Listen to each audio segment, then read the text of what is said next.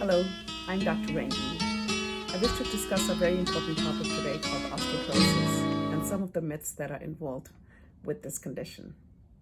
As we age, the bones usually tend to get fragile and weaker.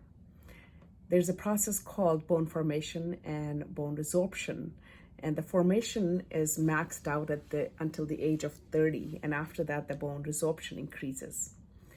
And after menopause, sometimes women lose up to 20% of the bone within the first 5 to 7 years. So there's a lot we can do earlier on to prevent this accelerated bone loss that happens later, so we have a better peak bone mass. So the first myth that I've heard from people is that it is not a common condition. Osteoporosis hurts about 54 million people, either have low bone mass, osteopenia, or they may have osteoporosis, which is advanced form of bone loss. They may have had previous fractures, or they are probably at a higher risk of having a fracture. 1 in 2 women and 1 in 4 men have risk of having a fracture in their lifetime. In the United States, about 2 million fractures occur every year. That is a preventable fracture that we can address earlier on by addressing their risk profile. So it's not uncommon. Myth number 2, that it is a condition that primarily affects older Caucasian women. Although osteoporosis is a very common condition in older white women, it can affect both men and younger women as well, and women from across all races. So it's not just the condition that is primarily for older white women. We all got to watch out for osteoporosis. Myth number 3, you don't have to worry about osteoporosis if you just trip and break a bone. Well, that's not true. Any broken bone over the age of 50, if it happens from a standing height, and you just tripped on the sidewalk or from a standing height at home, which was not related to any trauma like a car accident or any kind of ski accident, then it's likely to be osteoporosis. These kind of fractures are frequently missed and could have been diagnosed earlier on as osteoporosis, so we could have timely management. So don't ignore any osteoporosis fractures that can happen from a standing height, must be looked into. Myth number 4 is that people with osteoporosis can feel their bones getting weaker. That's certainly not true. Sometimes people notice that they have osteoporosis only when they have a fracture or when they have lost some height because of silent vertebral fracture. Yes, that can happen too when the patients don't even know they have a vertebral fracture and they've lost the height. So we definitely have to screen the patients if they're at high risk.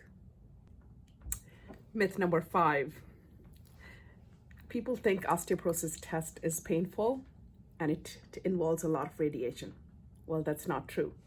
You have more radiation on a round trip flight from San Francisco to New York.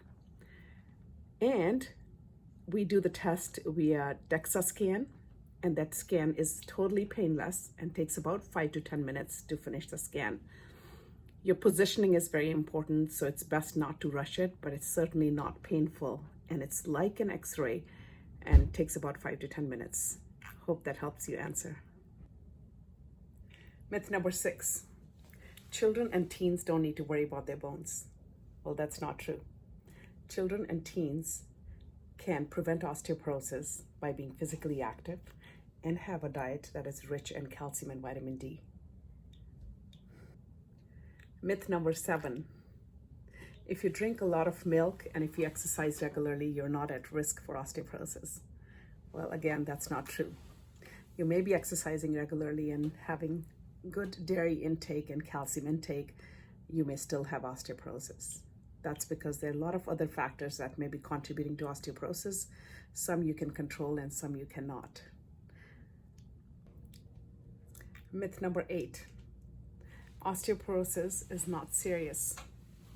Well, osteoporosis and osteoporosis related fractures can be not only painful, but also very serious.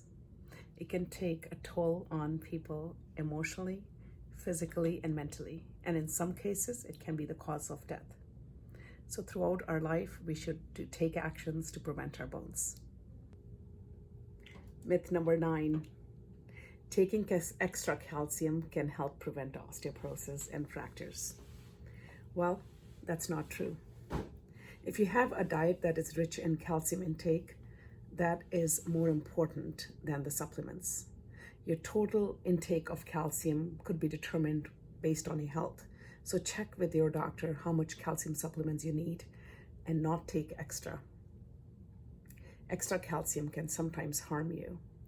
You can estimate the amount of calcium intake in your diet by going on NOF.org or National Osteoporosis.org Foundation website. And there are other various ways of estimating your calcium intake as well. Only if you don't get adequate amount of calcium in your diet, that's when we add the supplements, and that too at a limited amount, not unlimited calcium. Myth number 10. Most people do not need vitamin D supplements. Well, that's not true. You need vitamin D supplements to absorb calcium.